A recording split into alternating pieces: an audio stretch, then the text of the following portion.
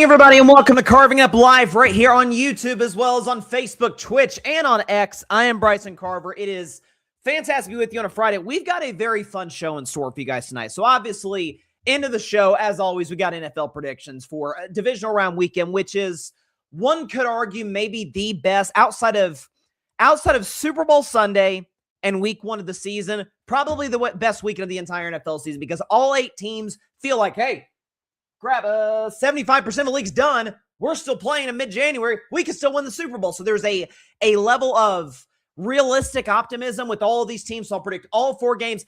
This is the first week, and this will include, obviously, the championship games of the Super Bowl. Bryce's bleak bet, it's retired. It's done for the season, not to be seen until week 1 of 2026. But I've got, if I were a Bettin Man, my 3 favorite games, if I were a Bettin Man that I would take, and, of course, my upset of the week. But we've also got some other stuff. So, you know, obviously on Tuesday's show, that was the reaction to Mike Tomlin stepping down as my Pittsburgh Steelers head coach, which I was very much in favor of. But I also do want to be, I try to be on the show as fair as I can possibly be to coaches, players, anybody. And so there was a report that came out about Steelers players' reaction to the Tomlin, not firing, but Tomlin stepping down. I'll get to that in about a half hour. Dante Moore is not going to enter the draft. The Oregon quarterback, he just clearly doesn't want to go to the Jets. Let's be honest. That's why he's not entering the draft. Talk about that. What else we got? There's something that's going around social media right now that I find really interesting. So we're in 2026. 10 years ago was 2016. And there's like this nostalgia for a number of reasons for that year. So I'm like, you know what? Let's play right into that. I'm going to do a special edition of Bryson's Best 10, my top 10 moments in the world of sports from 2016. So we've got football, basketball, baseball. Obviously, it's an Olympic year, so we got some Olympic stuff. So it's going to be some fun, a fun segment before NFL predictions. That's coming in about 45 minutes or so from now. But first, it looks as if, and it's not finalized yet, but it looks as if the New York Giants have their new head coach, and it's going to be John Harbaugh. Now, according to Adam Schefter, it appears that Harbaugh and the Giants are still, agreeing to the terms of a deal. Like, nothing's finalized yet, but it looks to be headed in that direction. So anyone that's watched this show over the course of this season knows that I have been extremely critical of Harbaugh as it pertains to late game management, the number of double-digit leads that the Baltimore Ravens have blown, not just this year, but since 2022. They lead the league in that category with 14. Like, that's always been a knock of mine, is he can't hold leads. I was also in favor of the Baltimore Ravens moving on from him in a similar but not entirely related reason that I was in favor of my Steelers moving on from Mike Tomlin is, man, it's been there 18 years. Like, eventually your voice just kind of runs hollow in the locker room, right? That's what happened with Andy Reid in Philadelphia. John Harbaugh in Baltimore, particularly with Lamar Jackson as starting quarterback and one of the top 5 quarterbacks in the league, as far as I'm concerned. So it was time for them to move on. But it's no surprise that this was one of the top coaching candidates in the market. He's the Super Bowl champion. He's the greatest coach in the history of the Baltimore Ravens. No question he was going to get another opportunity. And so when I saw, and again, nothing's finalized, but when I saw that it's looking in the direction that he's going to be the new head coach of the Giants, absolutely love it. I mean, love the hire. Because if you're the Giants, if you think about since Tom Coughlin left, and everyone remembers Tomlin as this, Tom Coughlin as like this hard-nosed, in-your-face, remember the NFC Championship game against Green Bay back in the day, his nose is freezing. It's a whole thing.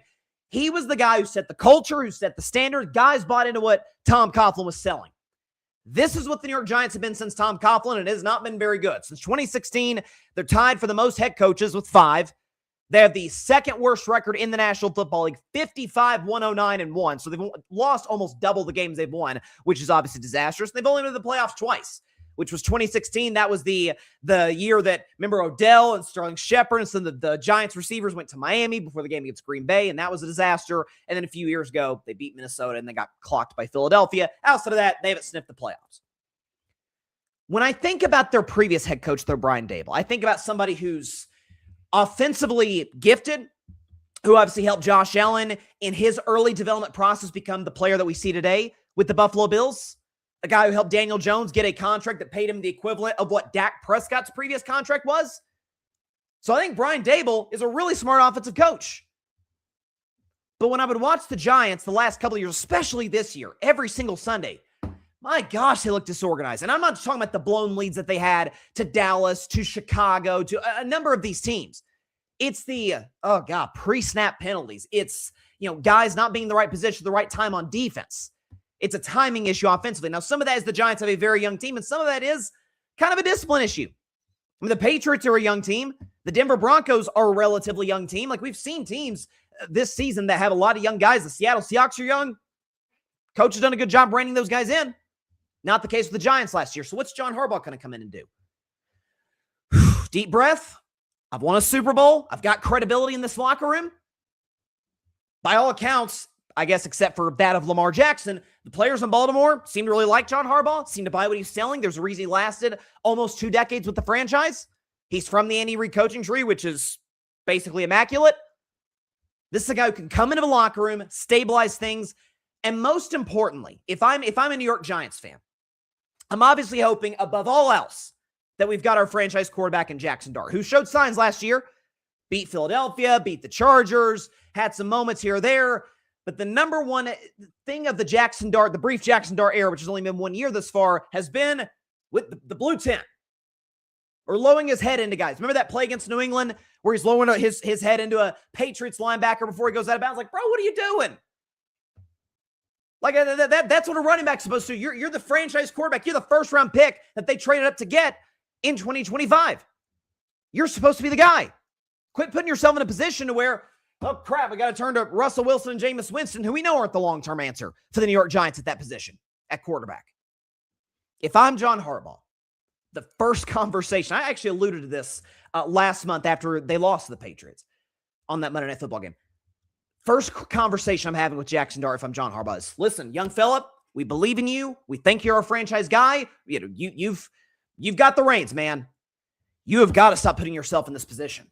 And I know Jaxson Dart had a press conference where he was saying, that's just how I play football, da-da-da. Well, if that's how you play football, you're not going to last past your rookie contract with the New York Giants. They're going to move on from you, right? Like, they're going to move on from Jaxson Dart quicker than they would John Harbaugh. He's got credibility. He's got a certain sense of championship pedigree. Just a couple of years ago, he was in an AFC championship game. Year after year, the Ravens were in contention, in Super Bowl contention with Joe Flacco, those great defenses, then with Lamar Jackson. So that's the guy everyone's going to look to and say, okay, we trust him. It's going to take a while. Like, we've got some young talent on our roster, Scadaboo and Abdul Carter and the great defensive line, Brian Burns and just Malik Neighbors, Andrew Thomas. Like, the Giants have the requisite pieces, star wide receiver, left tackle, running back Cam Scadaboo. The jury's kind of out how long his career is going to last. Amazing defensive line. My guess is first pick in this upcoming draft, it's a really strong offensive tackle draft. They're going to go with somebody to help solidify Jaxson Dart or give him time in the pocket to deliver it to Malik Neighbors and Robinson and others. The players are there. The talent is there. They were in a lot of games this year before the season kind of fell apart down the stretch. Never forget, they were up 18 points at Denver, a game that I brought up over and over as a reason I don't really believe in the Broncos that much. They were up 18 on Denver with 5 minutes left. So this isn't a situation where you're just taking over a disaster without assets or salary cap space, and they're just in a mess. No, you've got a high pick in the first round. You can put yourself in position. You believe Jaxson Dart's the guy. Maybe trade down and get more picks. I'm sure that's what the Jets very well might do now that Dante Moore is not going to be in the draft. Talk about him later. So I think the Giants are in a good spot. And I think of the potential candidates, if you're a New York Giants fan, yes, you might like a Chris Shula, who my Steelers interviewed. I'm going to talk about my Steelers, the guys we've interviewed later. You might like a Chris Shula. You might like a Brian Flores. Some of these coordinators, Brian Flores was a previous head coach, but not that proven yet. John Harbaugh's got the track record. John Harbaugh's got the championship history. John Harbaugh is somebody who can come in, stabilize the organization, stabilize the locker room. I think it's a really smart hire by the New York Giants. I really do. So again, if I'm Harbaugh, first conversation that I'm having with my quarterback, you're the guy. We believe in you. We're going to go out of our way to make sure you're as successful as you can possibly be. Stop putting yourself in position to get hurt. Because then that makes my job harder, makes the organization's job harder, and frankly, makes your teammates' job harder. Because the backups probably aren't as good as you, or at least as good as you hope to be. But when I saw the news, and again, the contract isn't finalized yet, I think it's a solid move for the Giants, and I think they're going to, I could see next year, Philadelphia is going to retool. They're still, to me, the clear-cut best team in that NFC East. Washington, they're going to hire some guys on their staff. Dallas is looking for a new defensive coordinator. Like, the NFC East in general, to varying degrees, is going through a lot of turmoil, a lot of, hiring new coordinators. Like, outside of Harbaugh, no new head coaches, but just bringing in guys to try and stabilize bad sides of the football. For Philly, it's their offense. For Washington and Dallas, it's their defense. It's going to be, I could see this being a division next year that we look at and we're like, oh, 2, maybe 3 teams could be in the playoffs in the NFC. Philly, that's kind of, we know who they are. Washington, if Jaden Daniels is healthy, if they can stabilize that defense, they can get a real defense behind them. Okay, they were in an NFC Championship game last year. Giants have young talent. Dallas has Dak Prescott and a great wide receiving core. If they can get somewhat of a defense. So this Harbaugh hiring, I think, makes the NFC East one of the more fascinating. It always is, just because the big brands and all of those franchises have won multiple Super Bowls in their history. I think we go into 2026 where that's one of the more compelling divisions, where it's Philly was running away with the NFC East all season long in 2025. I don't think that'll necessarily be the case in 2026. So, but I think the hires, I'm not saying the Giants can win the East, but I think it's a good hire for John Harbaugh, because, again, you're not taking the risk on a guy who's never coached before, who has no track record, no history, or a guy like Brian Flores who has a brief history in Miami and he's going to get another opportunity. But maybe if the Giants are trying to stabilize things, that's not the direction you would go in. Like the hire. Here's something that people are freaking out about, though, that I think is terribly overblown. Terribly overblown in the sense that, okay, it's broken the sport. So late last night, Jeff Passan, shout out to Jeff Passan at ESPN, he breaks the news. Kyle Tucker signing a 4-year deal with the Los Angeles Dodgers. 4 years, $240 million. Opt-outs after years 2 and 3. $64 million signing bonus, $30 million deferred, and $57.1 million a year in net present value after factoring in def rolls a record by $6 million. So point is, he got a big contract. So now you had Kyle Tucker, who's an all-star caliber guy, previously of the Houston Astros and Chicago Cubs. You add him to a team that's got Shohei Ohtani, the best baseball player of all time, with the exception of Barry Bonds. Those are the 2 best ever. They got the most MVPs for what it's worth. You got Mookie Betts. You got Freddie Freeman. You got a great pitching staff. Yamamoto. I mean, a stacked roster up and down. Teoscar Hernandez. While it indisputably makes the Dodgers better, there's no question about it. And while it caught people off guard, not in the sense that it happened, in the sense that, golly, when is it enough for the Dodgers? We need a salary cap in Major League Baseball. And I'm here to tell you we don't. If the Dodgers were in the midst of a run, and this is hard to do in baseball like it wouldn't be in other sports like basketball, for example, but if the Dodgers were in a run like the 2017 Golden State Warriors, where it's like there is not another basketball team that can even compete with this group. I mean, the Cavs with LeBron and Kyrie and Love had the best finals of their collective careers. Got gentlemen swept by the Warriors. And Clay didn't even have that great of an offensive series. Like, it was, Warriors were mowing over everybody. Then at that point, remember the Warriors signed like DeMarcus Cousins? He was injured, but in that 2018 offseason, he was like, okay, the league's broken. Just go ahead and give them their rings. It's over. That's not how I feel about this move. Keep in mind the Milwaukee Brewers, small market franchise, best record in Major League Baseball. Keep in mind the Toronto Blue Jays, not even in the same galaxy as the LA Dodgers as it pertains to payroll. They came as close to winning a World Series as any team I've ever seen in the history of Major League, as any team that I've seen in the history of Major League Baseball without actually winning it. I feel like they had 5 or 6 chances to end it in Game 6 and in Game 7. Not to mention the Game 3 18 game. This does not, to me, feel like it's over. What it does, though, why it is great for baseball, as if the Dodgers weren't the villain today.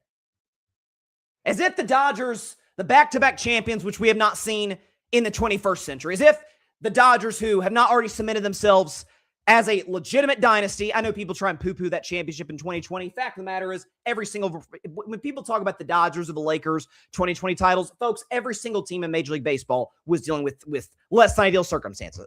Heck, the world was. It was COVID, for crying out loud. It was a weird time.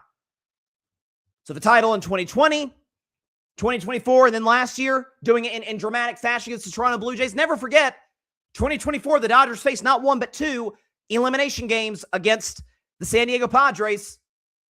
Never forget that the Philadelphia Phillies were an error away in Game 4 from forcing a win-or-go-home Game 5 in Philadelphia.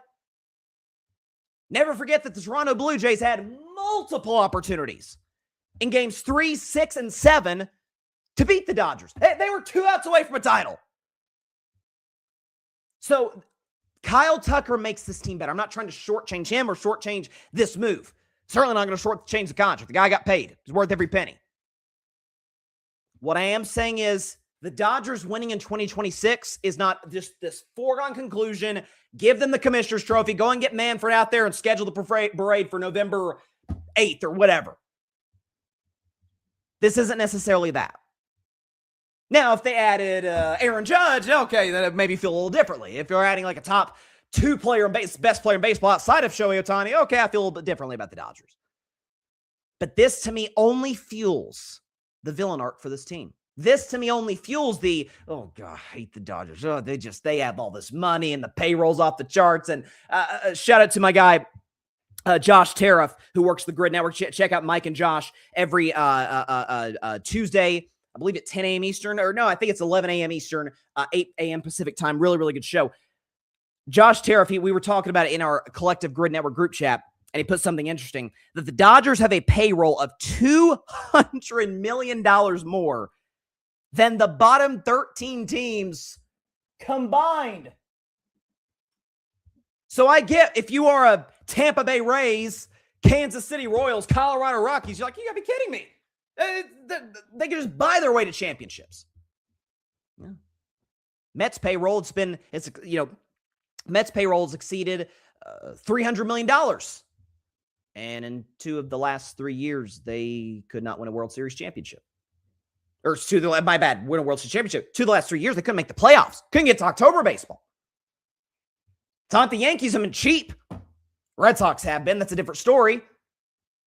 San Diego Padres have spent money.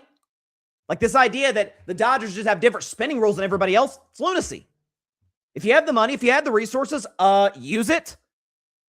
The Red Sox don't have quite that, but that's what drives me crazy about John Henry and the Red Sox front office. I've talked to my guy, Tim Barner. Shouts to Tim. Check out Boston Sports Summit here on the Grid every Wednesday night at 7 p.m. Eastern, 4 p.m. Pacific.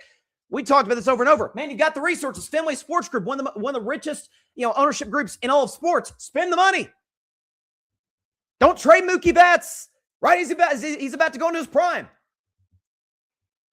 So, but there are other franchises that have at least similar resources financially to the Los Angeles Dodgers, and the Dodgers say, nah, back-to-back championships, it's great. We want another one. We're going to get greedy.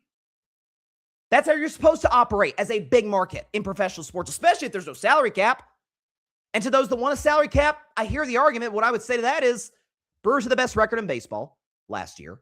Toronto Blue Jays came, inches away. The top and the bottom of the 9th inning in Game 7. Heck, the bottom of the 9th inning in Game 6 as well. Goes to, I forget it was the 10th or 11th inning where they had like a bases loader or runners in scoring position type of situation. They had opportunities, couldn't come through. Remember when the Angels for years, they were paying Albert Pujols and Mike Trout. Like, they were spending money. Funds is not the only way that you make yourself a successful MLB organization or even all of professional sports, even in any business. You've got to have good ownership, good management. Dave Roberts is an excellent manager, and I was skeptical about him for a while. He's proven himself the last 2 postseasons with the way he's managed the rotation and a very below-average bullpen during the playoffs. Great ownership that's not afraid to spend money. I said this back in November when the Dodgers won the World Series. It got a lot of play on Instagram and on social media. Don't be mad at the Dodgers for doing their job. Be mad at if you're a fan of a large market team. So I'm not talking to Rays, Rockies, or Marlins fans. I'm talking to Philadelphia, Chicago Cubs, Boston Red Sox, Mets, San Diego Padres. Get mad at your organizations for not having the right people in charge to where you can compete with a team like the Los Angeles Dodgers. And again, more than anything, this just fuels that villain narrative, which my friends, fantastic for Major League Baseball. They haven't had it in a quarter century since the evil Empire Yankees back in the day, a quarter century ago. Well, they've got it now. As if they didn't have it to begin with, they got it now. Kyle Tucker to the Dodgers. The This is a big deal. But I also don't think that it is a just earth-shattering, give the championship to the Dodgers type of deal. Got to play the games. Keep in mind, the Dodgers were the 3 seed last year in the NL playoffs. I mean, they had to play a short wild card series where they dusted Cincinnati, but they did. Like, they didn't go. It wasn't a situation where the Dodgers just cruised through the regular season, cruised through the playoffs, a couple hiccups in the World Series, but got it done. No, 3 seed in the National League, right? Took care of Cincinnati, which we knew they'd do. Were underdogs to beat Philadelphia, and it could have easily, if not for an error in the bottom of the, I think that went to extra innings, didn't it? 9th, 10th, 11th, something like that. And he could have went to a Game 5. Now, they smoked Milwaukee. They were better than Milwaukee. And then World Series came as close to losing a World Series when winning one, as we'll see for any team in recent memory. All right, we're going to take a short break, 1-minute break. But when we come back, a look at the Steelers coaching search, because there's a lot of candidates on the board, most of them defensive guys. And also, what I always try and do in the show is be fair to people that I criticize. And there was a report that came out of Pittsburgh about how guys in the locker room, or how guys in the Steelers organization, players in particular, reacted to Mike Tomlin stepping down as the head coach. I want to talk about that. Dante Moore is coming back to Oregon. He's not going to enter the 2026 draft, in which he would have probably been the 2nd overall pick behind Fernando Mendoza. And I'm here to tell you, it has just about everything to do with the New York Jets. Talk about him. And also, again, a fun segment we'll be doing right before NFL picks. Everyone's kind of romanticizing 2016, just the year in general, because it was 10 years ago, obviously, which feels insane. So I'm going to make a special segment, Bryson's Best 10, my top 10 moments in the world of sports in the year 2016. That's coming up in about 25 to 30 minutes. And of course, right after that, NFL predictions, divisional round weekend, maybe the best weekend of the NFL calendar year. All of that and a lot more is coming up after the break right here on Carving It Up Live. Don't go anywhere, folks. We'll be right back.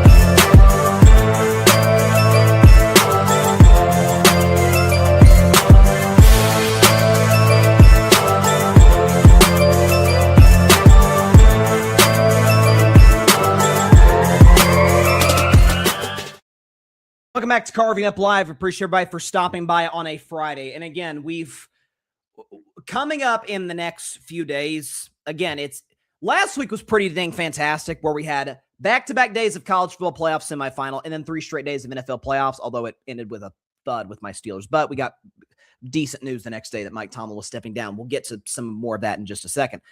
But this weekend, you got 2 games tomorrow. Buffalo and Denver, and then San Francisco, Seattle. Sunday, you got Houston, New England, and then LA and Chicago. And then Monday night, national championship, which I'm not going to predict that until Monday's show, but very, very excited for that. We're getting down the stretch of this football season, which is always very bittersweet because the biggest games are coming up, and at the same time, dang, we're not going to have any football to talk about, any football games, I should say, to talk about until September. We'll, of course, have draft, free agency, and then camp and all that, and we'll be right back in the 2026 season before you know it. So, obviously, I've talked about all season long, and let me clarify this right off the bat, because I don't want anybody to interpret this as, there we go, Bryson's walking back his take. Not even close. I've said all season long, even probably for the last year and a half or so, that I thought it was time for the Steelers and for Mike Tomlin to separate, to go their separate ways, for Mike Tomlin to pursue other career endeavors such as television, which it seems like that's what's almost certainly going to happen, and then a future coaching opportunity. And as for the Steelers, man, it's been 2 decades. You haven't won a playoff game in a decade. Again, I hate to show this graphic over and over, but we'll go and show it. But like, this is how they've started in the last 7 playoff games, and these are the teams that have won a playoff game more recently than the Steelers. It's 25 teams, which could be more than that depending on what happens with the Denver Broncos this weekend. What I've also said, and will say now, especially after this report came out regarding how Pittsburgh Steelers players reacted to Mike Tomlin stepping out, his last meeting with the team, which was the day after the playoff loss to Houston, in which he announced he's going to step down as the head coach of the team, that he's resigning.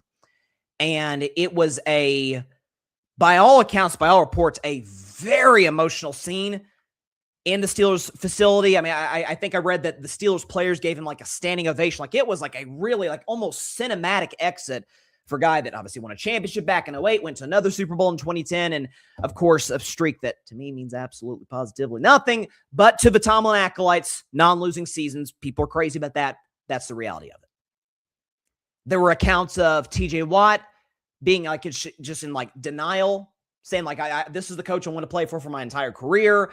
You had Joey Porter Jr., who his dad, Joey Porter Sr., shows how long Tomlin was in Pittsburgh. Joey Porter Sr. played for Tomlin, so Joey Porter Jr. grew up around him. He saw him as like an uncle type of figure. Reports said he was like hyperventilating, like he was just crushed by Tomlin stepping down. Aaron Rodgers was in tears, just constantly apologizing and saying, I'm sorry to Mike Tomlin. I guess like feeling like he held some sort of accountability for Tomlin stepping down. And so Steelers players were all like, God, like this just crushed because of this. And here's what I'll say about that. I don't blame them one bit. And that may surprise you coming from me, a guy who's, I would say, along with Andrew Filipponi, shout out to him, he's a big radio guy in Pittsburgh. Basically me, him, and growing legions of Steelers fans have been on the, guys, move on. Haven't won a playoff game since Obama was president. The league has changed a ton in that span.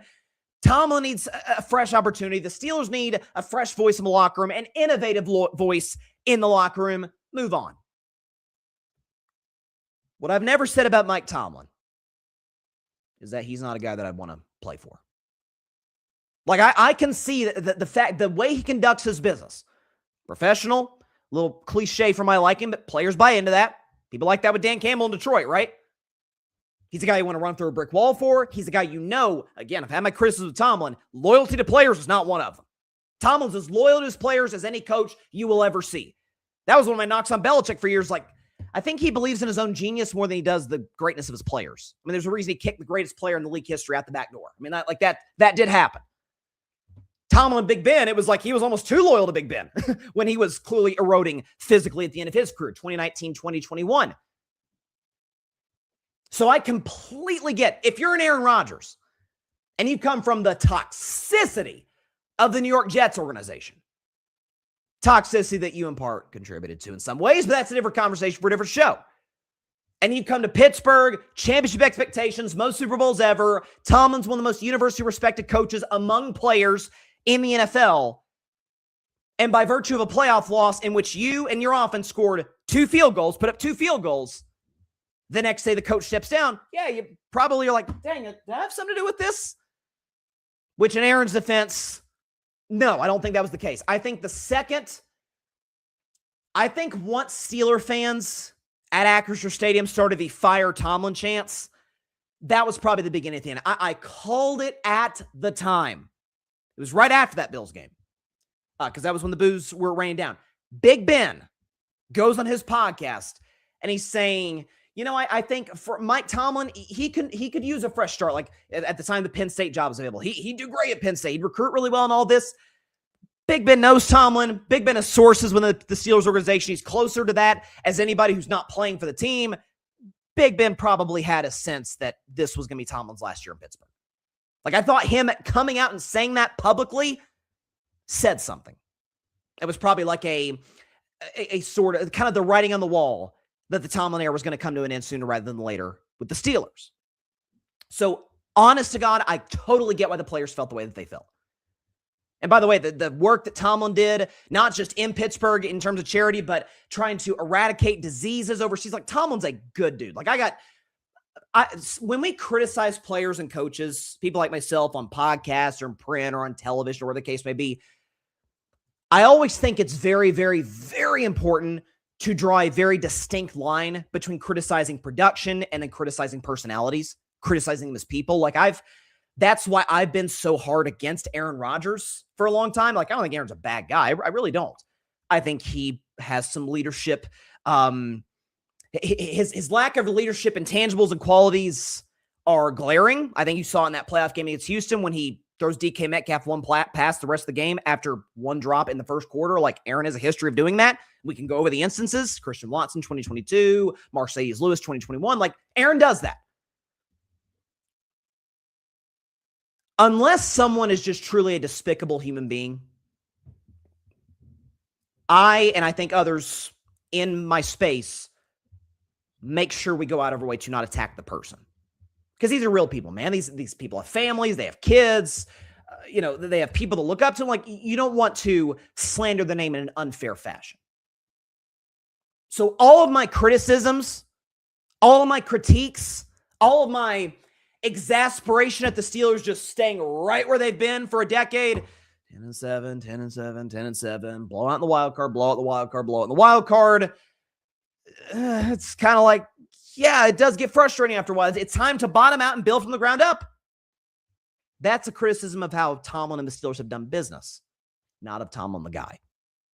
And I think the Steelers players were reacting to Tomlin the guy. TJ Watt, nor should he. TJ Watt, Aaron Rodgers, they don't really care about the prospects of the Pittsburgh Steelers 5 years from now, nor should they. They're worried about their career right now in this moment.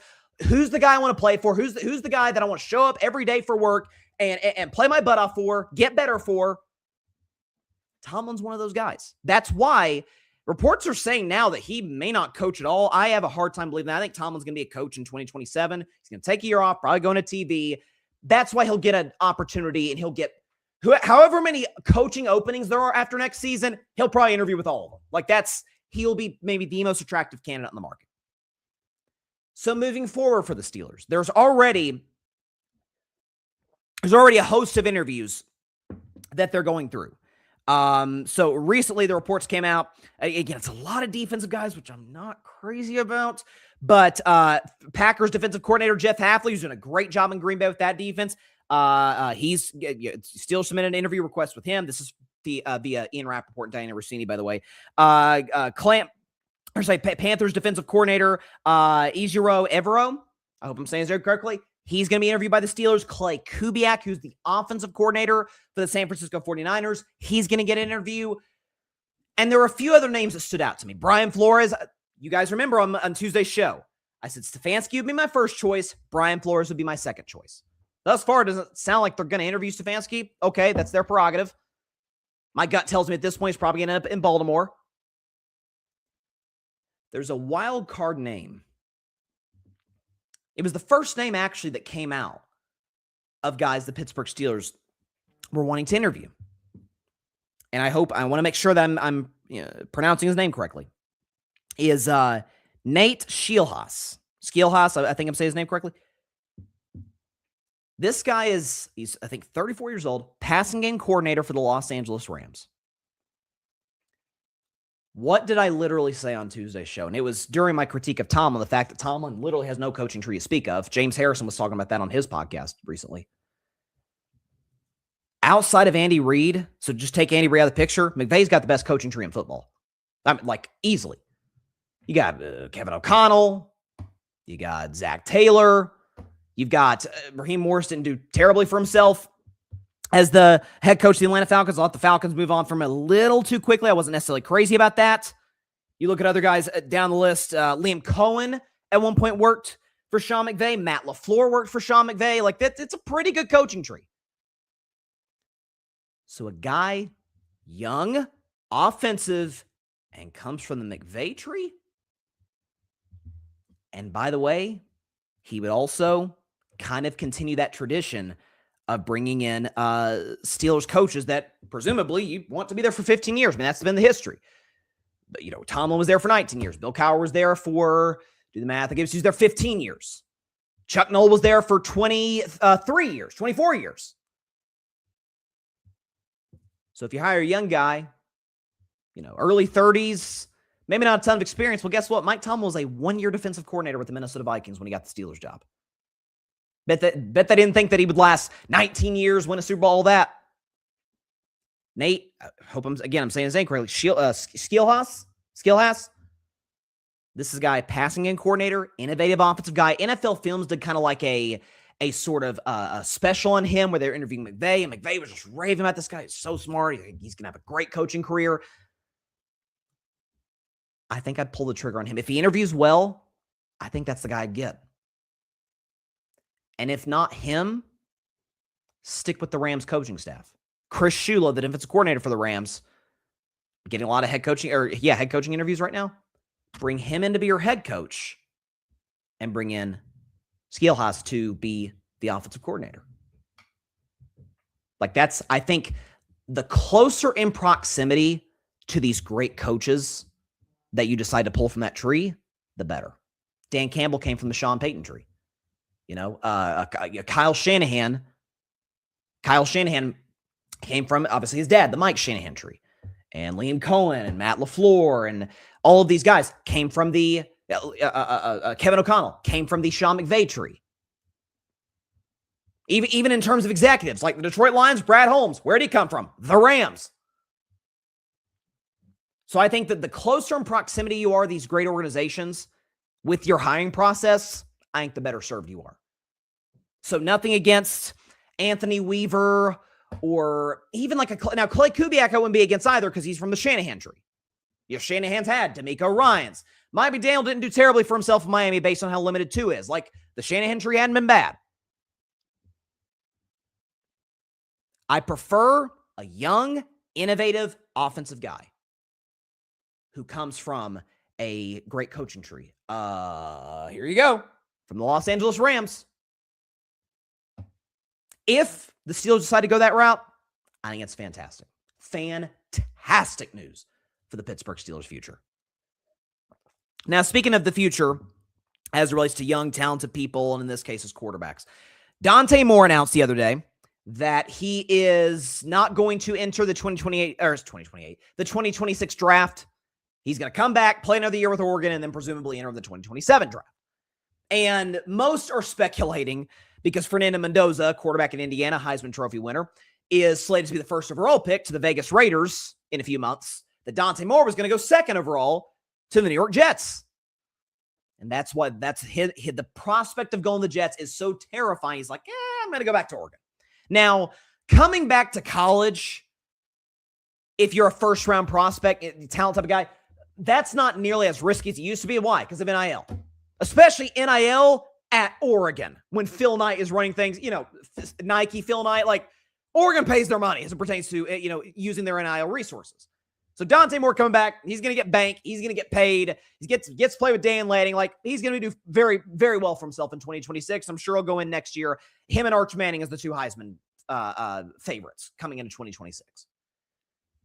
Do I blame him for this decision? Not even in the slightest. And I apologize to Jets fans out there. A few good friends of mine, John Rivera, Alfred Parsons Jr., Barry Grant Jr., great friends of mine, diehard Jets fans. You know as well as I know. As I've said on the show for 5 years, the New York Jets, where all young quarterbacks' dreams go to die. Zach Wilson. Sam Darnold's dreams were going to die. Now look at him. MVP candidate last year with the Vikings, 1 seed with Seattle this year. So Darnold obviously wasn't the problem with the Jets. It was their atrocious quarterback development process that they had there. Geno Smith. Now, he deteriorated in Vegas, but Geno Smith at one point led the league in passer rating with the Seahawks. There was something there. Certainly more so than what he showed with the Jets. The place where all young quarterbacks' dreams go to die. And so, if you're Dante Moore, and if you think about young quarterbacks the last few years, and I've said this about Darnold, about Baker Mayfield, so much of your success at that position, when you have so much responsibility on your shoulders, so much of your success is based on where you end up. The only exceptions to that rule are like Andrew Luck, who inherited nothing in Indianapolis and still made them a relevant playoff team. At one point got him to an AFC championship game. Peyton Manning did the same thing with the Colts. John Elway with the Broncos. Like there are these few just all-time generational. They step in day one and the team is respectable, 18 months into their tenure as the quarterback. Most guys, talented as they may be, Baker Mayfield was a Heisman Trophy winner. Sam Darnold had all the measurables. Now, Baker was better than Darnold in Cleveland, than Darnold was with the Jets, but Baker had seasons where it's like, God, he's a bust. Like, yeah, he's accurate, but he doesn't move that well, and, there was some maturity issues with Baker, and that's not related to the Browns, but it didn't really work in Cleveland. when it was all said and done. Then he ends up with dysfunctional Carolina. That's a mess. Then he ends up with Tampa Bay, or the Rams briefly revitalized his career. Now he's with Tampa. They collapsed at the end of this year, but by and large, it's been pretty successful. He's won a playoff game. He's made the Buccaneers a team to pay attention to in the post-Tom Brady era. And then Sam Darnold, kind of a similar track. Disaster with the Jets. Had issues with accuracy, with turnovers. He was seeing ghosts on Monday Night Football in 2019. Goes to the Panthers. It's okay, but not really. It doesn't really work there. Back up to Purdy in San Francisco. Revitalizes his career in Minnesota. Now look at him. Number 1 seed with Seattle Seahawks. 14 wins. Probably at this point in time, the NFC favorite to go to the Super Bowl. There's certain franchises that, mostly Cleveland and the New York Jets, but certain franchises in professional sports, they just can't get out of their own way. Most of it stems back to ownership. This is how the Washington Commanders were for years under Dan Snyder. Then once Josh Harris, Magic Johnson comes in, it's like, oh, it's a different organization. You got Jaden Daniels and a good coaching staff with Dan Quinn, and down season this year, but they just got to an NFC Championship game 12 months ago. So do I blame Dante Moore for saying, probably want to avoid the Jets? It's not like I'm going to go to a great team in 2027, but hey, the Steelers might suck. If the Steelers trade all their assets, which I hope they do, by the way, they could take me, and I could be their franchise quarterback. You say, well, the Raiders aren't that attractive for Fernando Mendoza. I'm not saying it's like Mahomes going to the Chiefs necessarily, but it is. Okay, new coach. We'll see who that person ends up being. Tom Brady's has a say in terms of organizational decisions. That can't be a bad thing.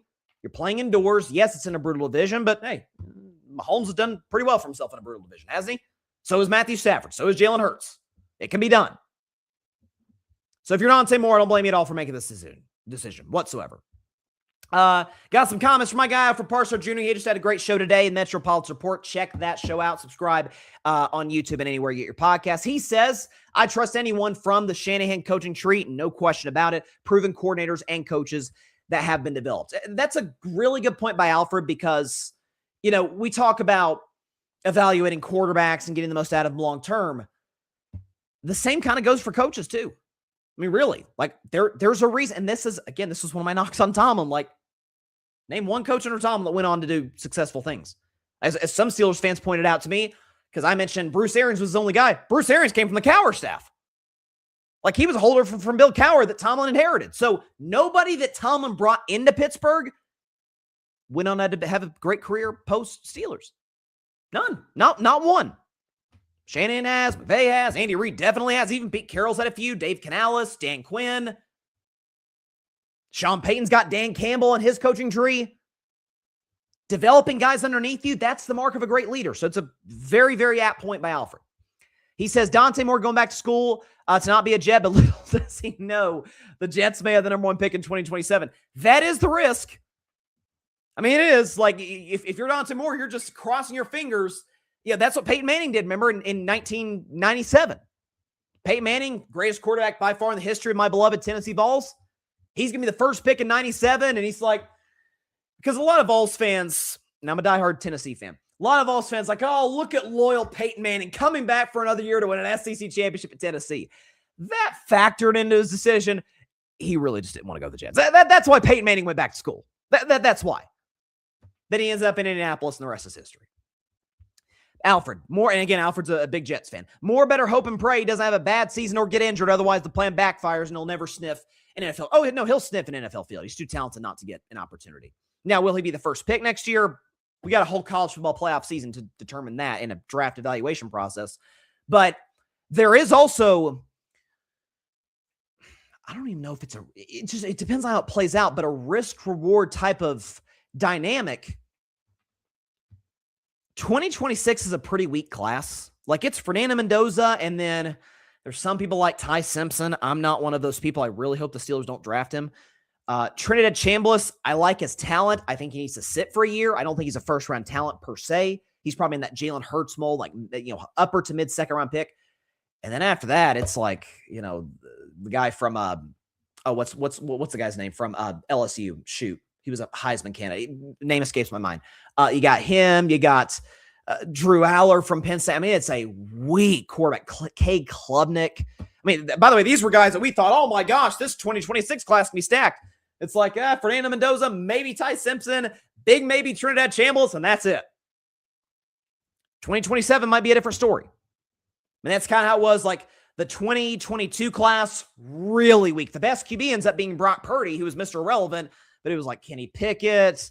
Malik Wilson's done well for himself, but he's not with the original team that drafted him. 2024, we're not going to get a lot of classes like that where Caleb's hit, Jaden Daniels is hit, Drake May is hit, and Bo Nix has been successful. And McCarthy, we have questions. Penix, we have questions, but 4 out of 6 is not bad. 4 of the 6 teams that drafted their franchise quarterbacks, at least they hope to be their franchise quarterbacks in the first round 2 years ago, they think they've got their guy. Doesn't normally happen like that. So, and then last year's class is a big question mark. Is Cam Moore going to pan out? Jaxson Dart and Tyler Shuck. Like, there's a lot of questions in this draft class.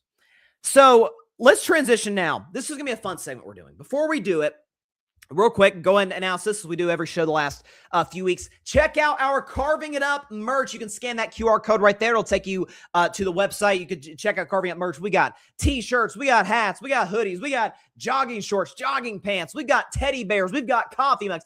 Anything you can possibly imagine as it relates to merchandise to rep the brand, to rep Carving It Up, it's on there. I mean, trust me, anything you can find. It's on. I mean, there are bags on there. I think I could be wrong. I think I may have seen a gym bag on the website. I'm not kidding. That'd be something. Walk in the gym for some for some hoops at my local college gym, and it got my own logo like that. I don't know. It'd be kind of weird. But check out our stuff on the website. Also check out our amazing merch as it relates to other content creators on the Grin Network. You see Alfred Parsar Jr. in the comments. I'll just go and put up one of Alfred's comments here so you can see his logo. Metropolitan Report Podcast, Alfred Parsar Jr. He's got merch on there. Barry Grant Jr. All Even Podcast, Cowboys Cam Fan, Boston Sports Summit, Saturday Morning Tailgate, Boys of the Zone. I mean, anything you can possibly imagine.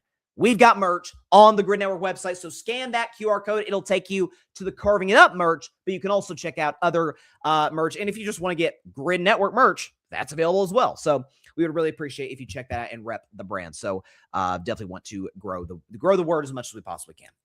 All right, now let's do a fun segment before we get to NFL predictions. So over the last few days, if you've been on social media, on Instagram, TikTok, anywhere, you've noticed that a lot of people are posting throwback pictures or videos or social media trends or whatever the case may be from 2016. Because it's like, you look up like, holy crap, that was 10 years ago. Like, how is that even real? Time does fly when you get old, trust me. So I decided, okay, let's have some fun with this. Let's do a comprehensive rankings list of my top 10 moments in the world of sports in 2016. So Bryson's best 10, top 10 moments in the world of sports 2016. Here we go. We will start at number 10, the 10th best moments in the world of sports in 2016. Actually, before I even do that, before I get to number 10, some honorable mentions. Because there was a few that barely missed the cut, but I did want to mention them. Dak Prescott's rookie season. I'm a Dak fan. He got the Dak bobblehead back there. Dak Prescott's my guy. Dak comes to the Cowboys 2016, 13-3 record. That was back in the days when I was a Cowboys fan before I ditched him in 2020 and haven't regretted that decision since. But I love Dak Prescott. Rookie season 2016 was special. Bama winning a great national title, 45-40 against Clemson in Arizona. Bartolo Colon. Got Alfred, who's a Mets fan here. Remember about Bartolo Colon? Oldest player in the history of Major League Baseball, to hit his first home run. 42 years old. Hit a home run against the San Diego Padres. That was fun. Klay Thompson, my guy from the Golden State Warriors, 60 points in 29 minutes against the Indiana Pacers in December of 16. And finally, my guy, my dog, David Ortiz from my beloved Red Sox, hitting 38 homers, 127 RBIs, and having a .315 average in his age 40 final season in Major League Baseball. Went out with a bang as one of the greatest players in the history of the Boston Red Sox. And of course, his number has since been retired. Now we've got our honorable mentions out of the way. Now we've got those out of the way. I've got real quick, the Alfred saying, but the Bartolo Colon homer lives fondly in my heart. I imagine so. That was just one of the most shocking. Like, I can't believe that happened, and that's the coolest thing I've ever seen type of moment. Now we will get to our top 10. At number 10, it is Candace Parker wins a title for Pat. So Pat, of course, referring to the late, great Pat Summitt, the late head coach of my beloved Tennessee Volunteers lady basketball team. She retired as indisputably, with respect to Gino Auriemma and some other names, as the greatest college basketball coach, men's or women's, of all time, the most winning coach in history, national titles, the whole bit. She passed away, it was actually on my birthday, in 2016. Later that year, October 2016, Candace Parker leads the LA Sparks. She wins her first WNBA championship, wins finals MVP. She breaks down in tears. She's interviewed by Holly Rowe after the game, and the first thing out of her mouth, this one's for Pat. I got chills right now thinking about it. You could argue can make Candace as the greatest Tennessee Vols women's player of all time. Played for Pat Summitt. They had a very close relationship. One of the last great players that Pat had there, so that was a really special moment. That is my 10th greatest moment from 2016. We're sticking in the world of basketball. We're going to the NBA.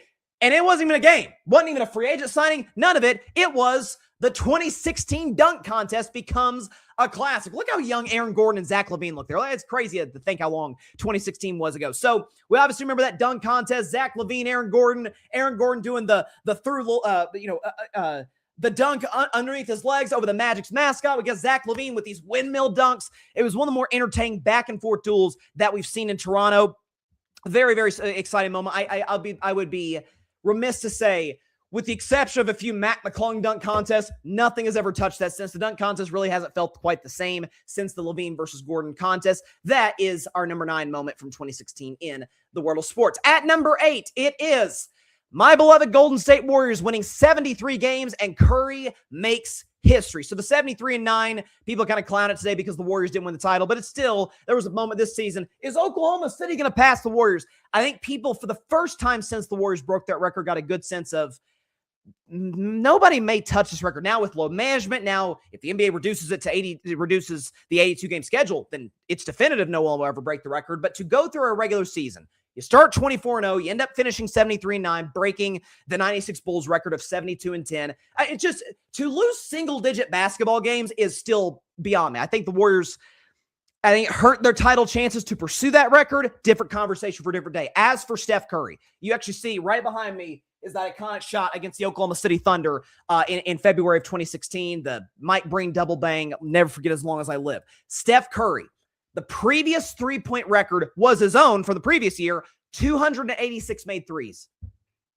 He hit 402, shattered the NBA record, broke it by 116 made three-pointers in 2016. That was the moment to me that truly revolutionized the way that the game is played. Not to mention, he led the league in scoring. He led the league in steals, 50-49. So he averaged 30 a game on 50% shooting for the field, 40% from three, and 90% from the free throw line. And he's won the first, and to this point, only unanimous MVP in NBA history. That, Warriors win 73 games and Curry making history, is my number 8 moment from 2016. At number 7, it is the United States domination in the 2016 Olympics, led by Katie Ledecky, Simone Biles, and the GOAT, Michael Phelps. Michael Phelps ended up retiring as the all-time leader in gold medals in the history of the Olympics. At that point, Simone Biles and that dream team with the United States women's gymnastics team, with you had Allie Raisman. I mean, that was a stacked roster that we sent to Rio in 2016 and took care of business. Katie Ledecky kind of announced herself as truly a superstar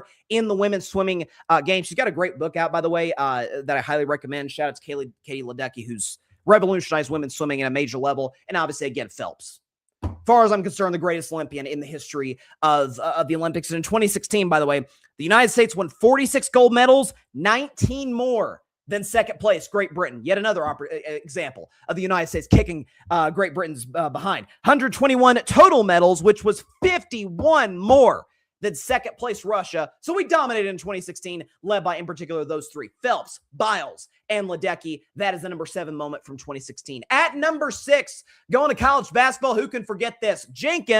Chris Jenkins walks off the natty for Villanova. So this is one of the more wild national championship games you'll ever see between two blue blood programs, Villanova and North Carolina. You got the kid for North Carolina hitting this off-balance, awkward shot from three-point range to tie the game. Michael Jordan's going crazy in the stands. North Carolina's going to force overtime.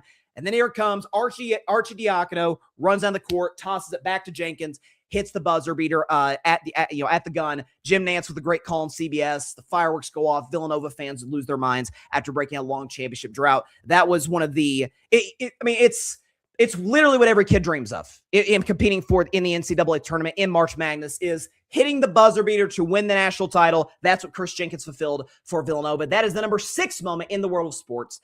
in 2016. We're going back to my Golden State Warriors for number 5 moment, because at number 5, KD makes the Warriors a juggernaut. Man, I will remember exactly where I was when I learned the Kevin Durant news. I remember reading the night before, July 3rd, 2016. The Kevin Durant, the Warriors, the Celtics, like these are some teams, Oklahoma City, Clippers, these were teams he was looking at to join or stay with Oklahoma City in that case, to sign a new free agent contract with. The next day, turn on the television. I think it was on the Herd. It was like Nick Wright and Colin Cowherd. Kevin Durant signs with the Golden State Warriors, and I just lost my mind. I'm like, oh my gosh. So we go from championship in 15, painfully close to a championship in 16, 73 wins, back-to-back league MVP and Steph. And we added the most gifted scorer maybe in the history of basketball in his prime. We're going to win like the next 10 championships. It's over. As we saw in 2017, the Warriors lost a combined one playoff game the entire postseason run, 16-1, the greatest run in the history of the NBA playoffs. Kevin Durant making the Warriors a juggernaut. I will never forget as a Warriors fan just seeing people's heads spin. It's over, and just whining about Kevin, and he wasn't loyal to OKC, and the Warriors shouldn't be allowed to sign him. And it was the most stress-free era for me watching sports. It was a beautiful time. It'll probably never be replicated. At number 4, going another one of my all-time favorite athletes, it is Peyton Manning rides into the sunset with a Super Bowl. I tried to put the sheriff rides off into the sunset with a Super Bowl, but the font was kind of too small, so we didn't fit. So Peyton Manning, listen, obviously for me as a Vols fan, love Peyton as arguably the greatest player, inarguably the greatest quarterback in the history of the Tennessee Vols football program. But people forget about that 2015 season. Peyton goes from, in 2013, he breaks the record, a record that still stands, by the way, 55 touchdown passes, leads the Broncos to the best offense that we've seen maybe in NFL history. 14, I think he threw like 38 touchdowns, so he's still great. In 2015, he had 9 touchdowns and 17 picks. Now he was dealing with injuries, but he was also 39 years old, and he had physically eroded in a major way. So, I mean, the Broncos would turn to Brock Osweiler. It was kind of a situation where we remember that no-fly zone defense, Von Miller, DeMarcus Ware, and those guys carrying that team to the Super Bowl. But Peyton Manning was part of that group. He had a couple touchdown passes in the AFC Championship game in the final Brady versus Manning matchup. They end up winning. He goes out on top. I think everybody knew once he was hoisting that Lombardi trophy, like, Peyton, you cannot ask for a better Hollywood script to walk off in your career as one of the all-time Mount Rushmore quarterbacks in NFL history. Peyton Manning riding off into the sunset. That is my number 4 moment in sports in 2016. At number 3, oh, this hurts. So let's get it over with. At number 3, LeBron comes home and ends Cleveland's curse. Yes, this one hurts. So, look, I'm a Warriors fan. This is, for me, the single most painful sports memory of my life. Seeing my team not once, not twice, but 3 times be a single win away from being indisputably the greatest team in the history of the NBA, which, I mean, they would get that in 2017, but still. You go into game 5, Draymond's already been suspended. LeBron James drops 41 points. Kyrie Irving also drops 41 points. You go to a game 6, the Cavs get off to a 31-9 start. There's some bogus foul calls on Steph. He gets thrown out of the game, throws his mouthpiece. It's all coming apart. Game 7, at Roracle, Draymond Green has the game of his life, 32 points, 15 rebounds, 9 assists. Draymond will never play that well again the rest of his life. Steph struggles in the fourth quarter, behind the back pass out of bounds, and who on this planet could forget the block and the shot? And to me, what also gets kind of, put under the rug, the stop by Kevin Love on Steph Curry, who settled for a 3, and then that was pretty much all she wrote in game 7. LeBron, he came back to Cleveland, fulfilled a promise to bring a championship to end a half-century curse in the city of Cleveland. And I love LeBron. Y'all know I'm a LeBron guy. That one scars me to this day, folks.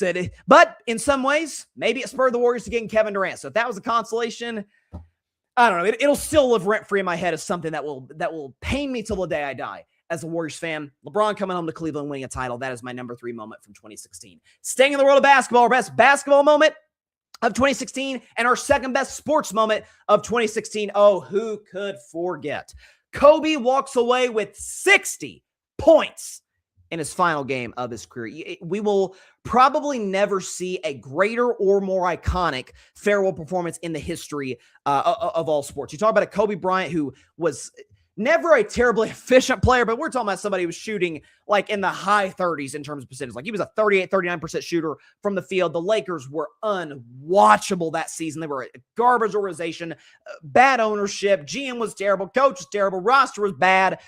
So we go into this final game, Lakers versus Jazz. The game has, for Utah and certainly for the Lakers, literally no impact on the playoffs. The only reason we're watching, how is the great Kobe Bryant going to go out? And boy, did he go out with a bang. 60 points, goes nuclear in the final 3 minutes of that game. He hits a corner three. He's at mid-range, getting to the rim. He's hitting free throws. Of course, the off-the-dribble jumper to put the Lakers up by one, a lead that they would not relinquish. Then he hits the 2 free throws to give him 60 points. And then, of course, the over-the-head pass. One of the great ironies in the history of sports, Kobe Bryant, the man who was famous for not passing the ball, for shooting too much in some cases, the final stat Kobe ever recorded in his career was an assist to Jordan Clarkson to ice the game.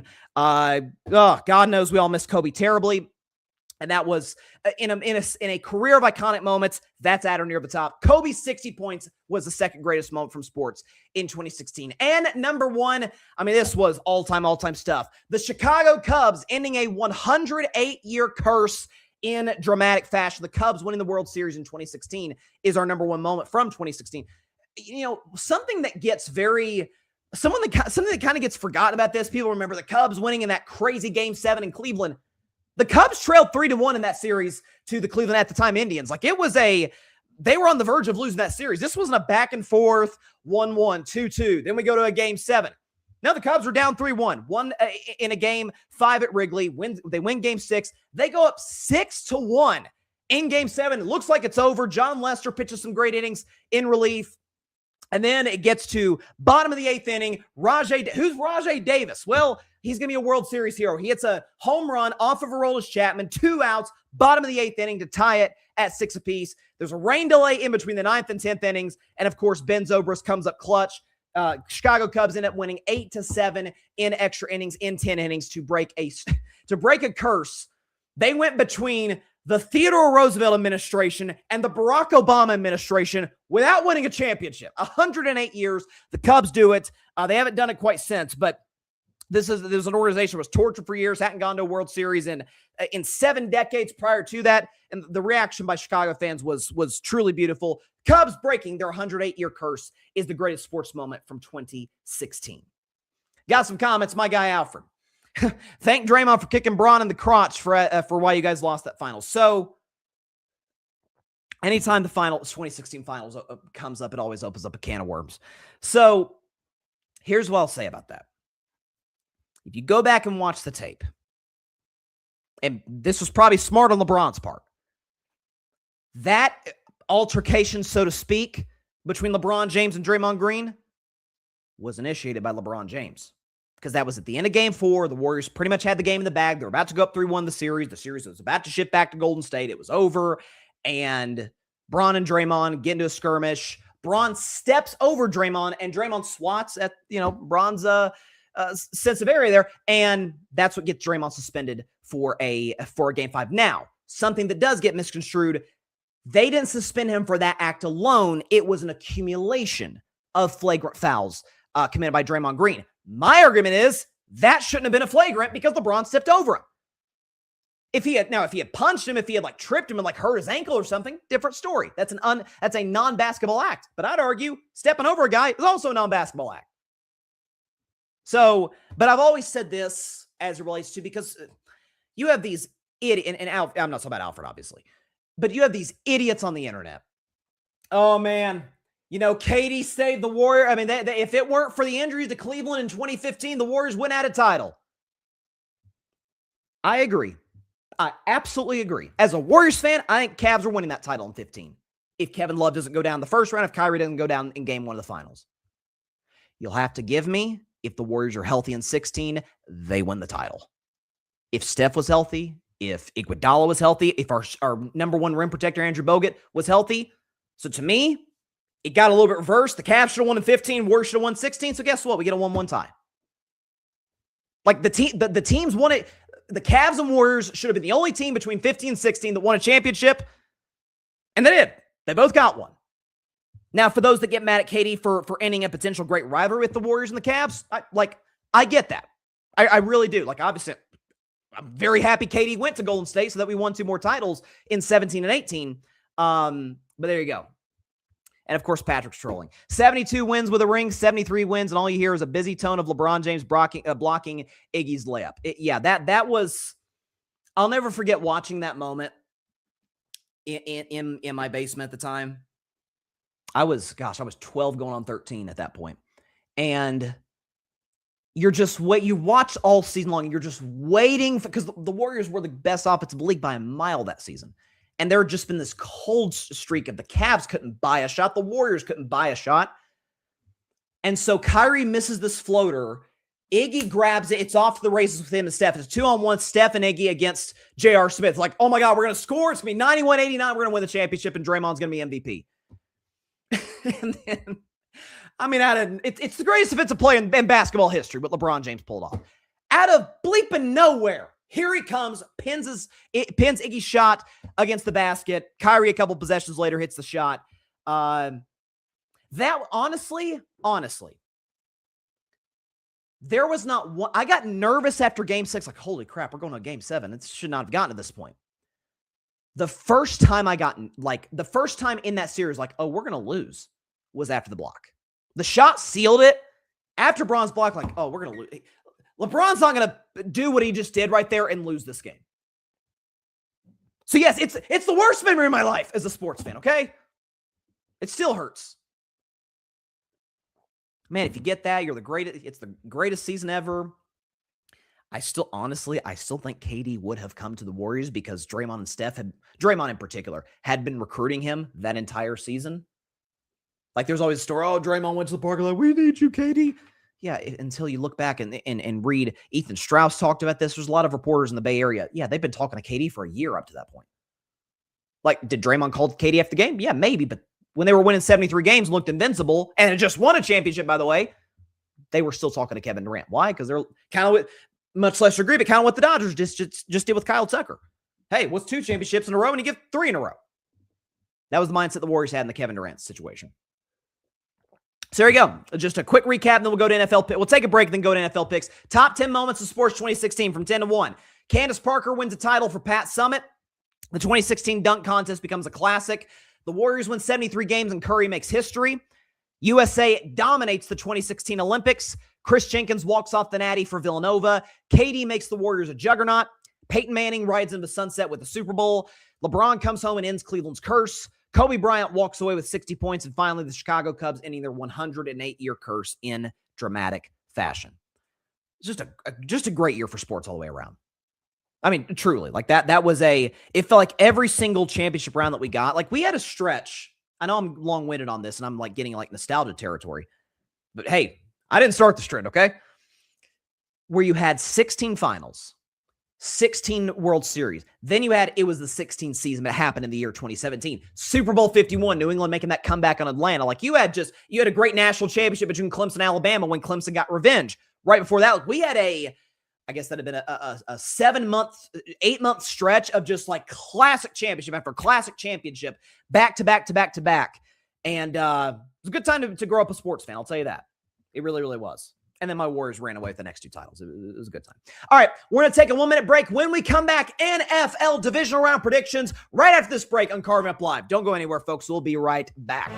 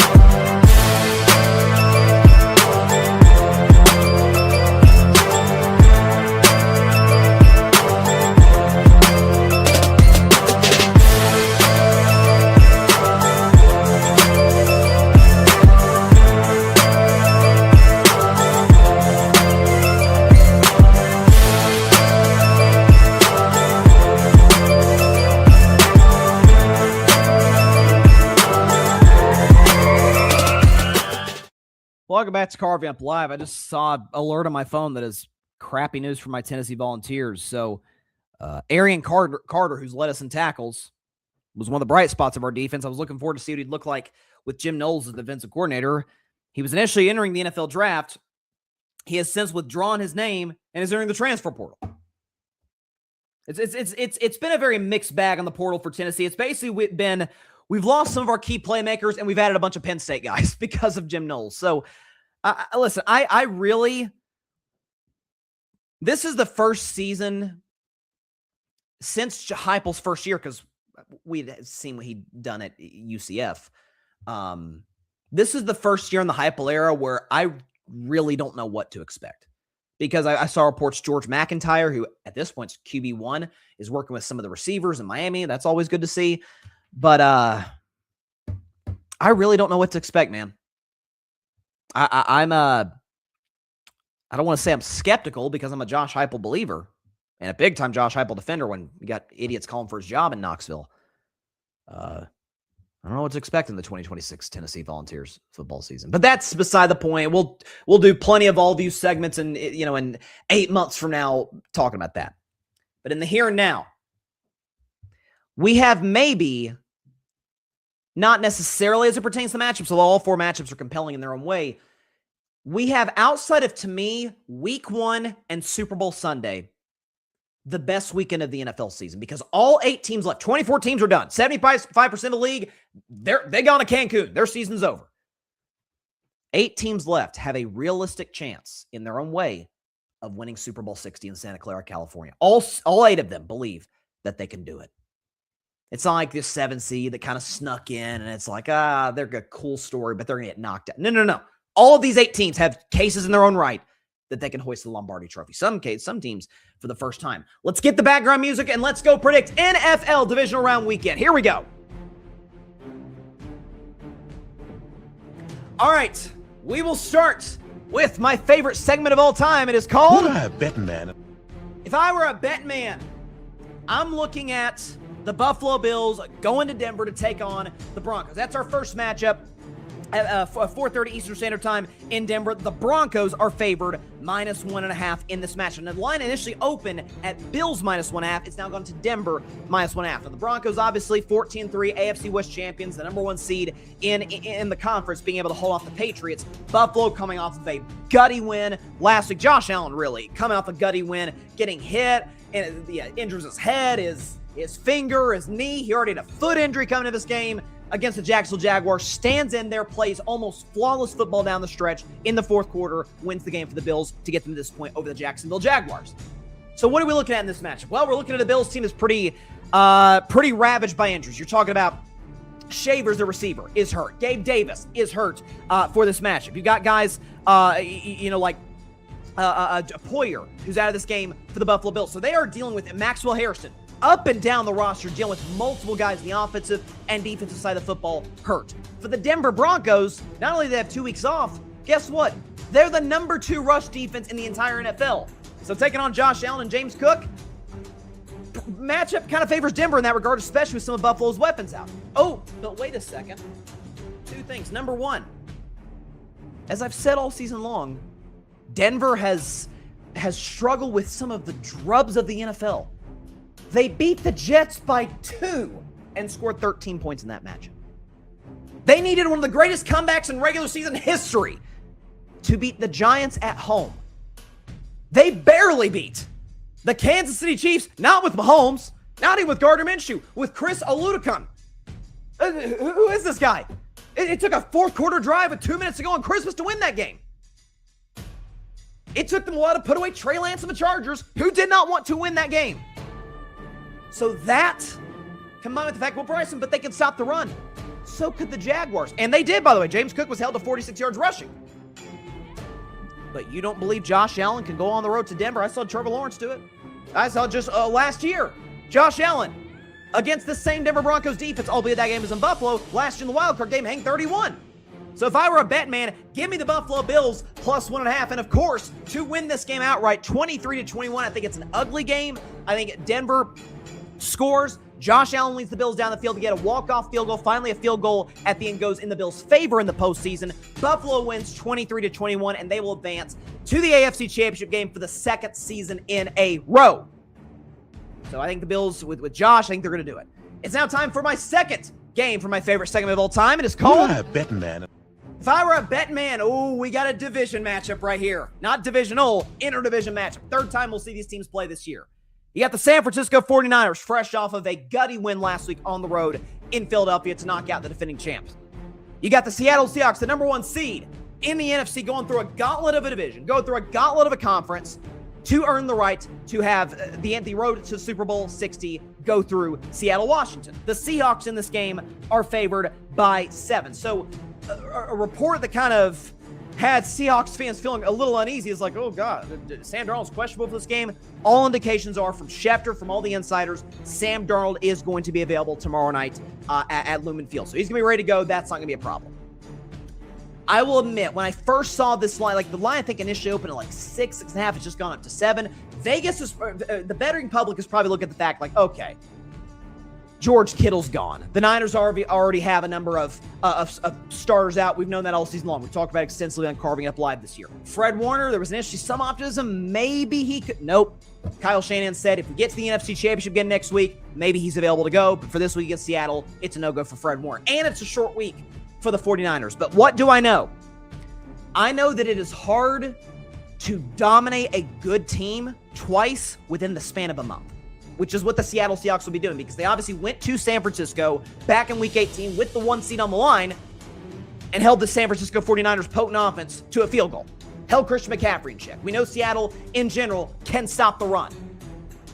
This is going to need to be one of the all-time great Kyle Shanahan game plans in order to win this game. They're going to have to rely on turnovers.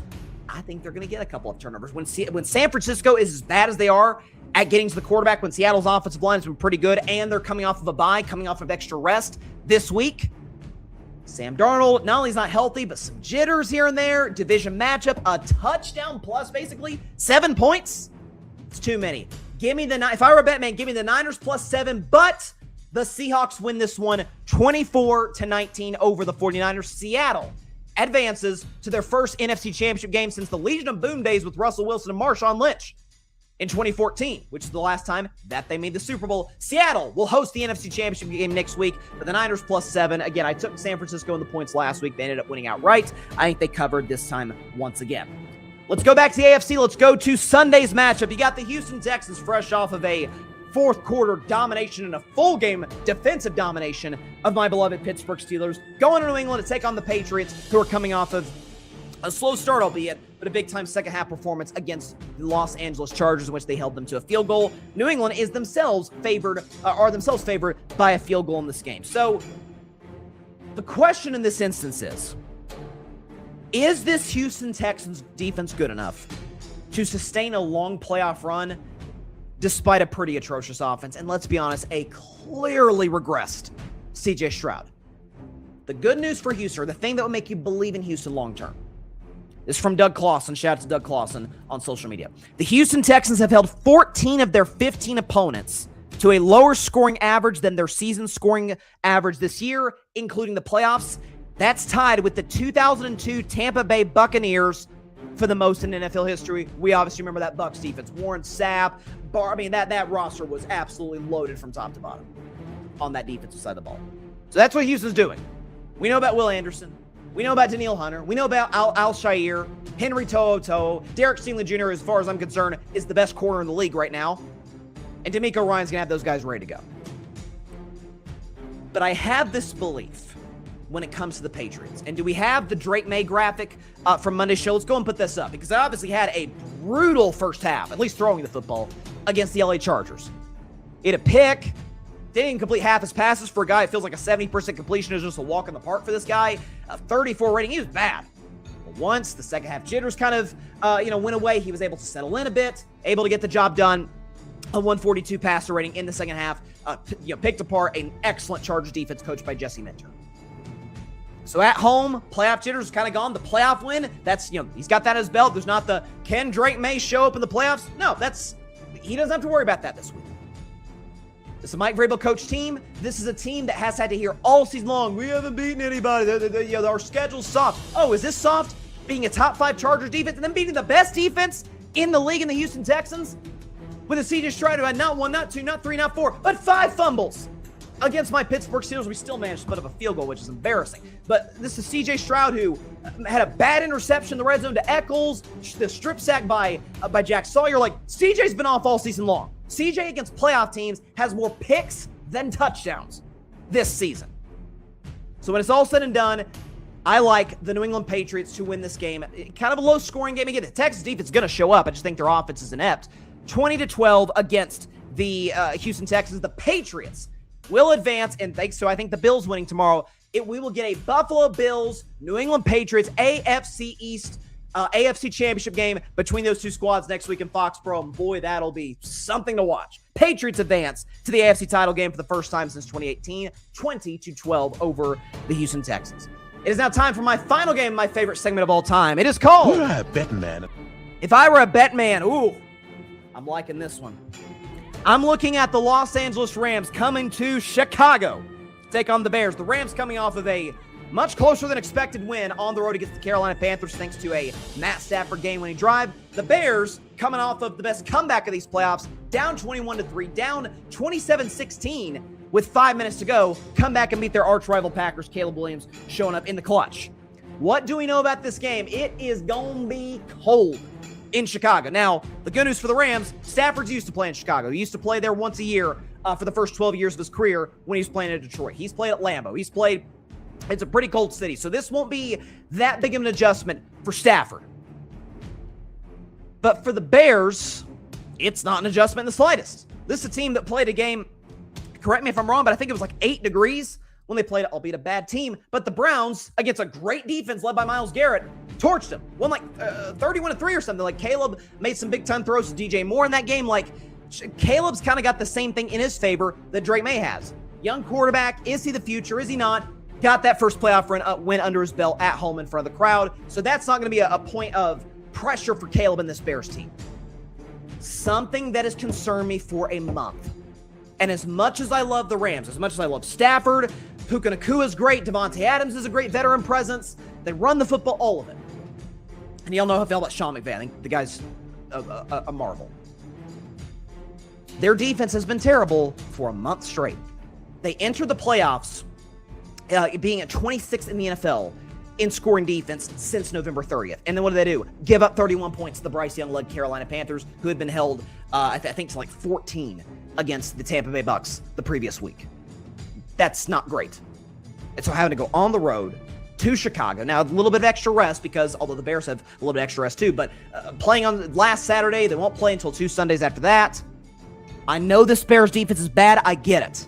But I think Chicago and Ben Johnson, after a little bit of a cute, I'm going to show Matt LaFleur how much better of a coach I am than him type of game plan. It's going to be a lot of DeAndre Swift.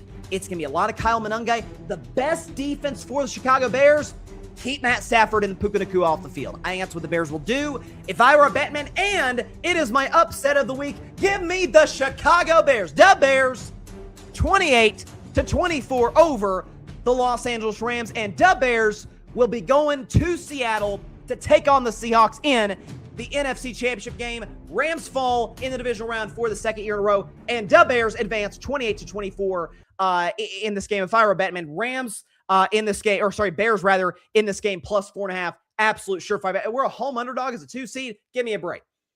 Give me a break. So let's go and get, again, sort of a recap. If I were a Bettin Man, Bills plus 1.5 and the outright 23-21 W. Niners plus 7, but the Seahawks win outright 24-19. Patriots minus 3, they win 20-12. The only reason this wasn't a Bettin Man game is just because I have that much respect for Houston's defense, but I think C.J. Stroud is going to really struggle in this game. And in my upset of the week, and my third if I were a Bettin Man game, I like the Chicago Bears plus 4.5 and to win outright 28-24. Again, it is going to be frigid temperatures in Chicago at Soldier Field. That favors the Bears in a major way, not just in terms of their familiarity with the cold, but in the fact that they can run the football better than the Rams in the cold weather. With that, so that means we'll get, I've already said it, but just to recap, we would get the AFC Championship games first next week, right? Yes, so the AFC Championship game is the first game. We would get the Buffalo Bills and the New England Patriots. What a matchup that would be in the AFC title game in Foxborough. And then the NFC Championship game, we would get the Chicago Bears and the Seattle Seahawks. Both of those are fascinating. With that, that is all the time we have for today's show. Appreciate everybody stopping by as always. Be sure to catch Carving Up Live on Monday at 6 p.m. Eastern, 3 p.m. Pacific time, right here on YouTube, as well as on Twitch, Facebook, X, and potentially on Instagram as well. I mean, it's just going to be all football from start to finish. The 4 divisional games, predictions for the college football playoff national title game between Miami and between Indiana. Going to be a fun one from Miami on Monday night, which we'll predict. It's going to be a blast. We should be able to have a special guest on the show. We'll get to, give you some more details about that as time moves on. But hope everybody has a great weekend. Please continue to stay safe out there. God bless y'all. Peace out. And let's hire the Rams passing game coordinator as our guy in Pittsburgh. Let's do it. Thanks so much for watching the show on YouTube. And be sure to go click that big red subscribe button and check out the other clips and full shows from Carving It Up Live, as well as our other incredible content creators here on the Grid Network.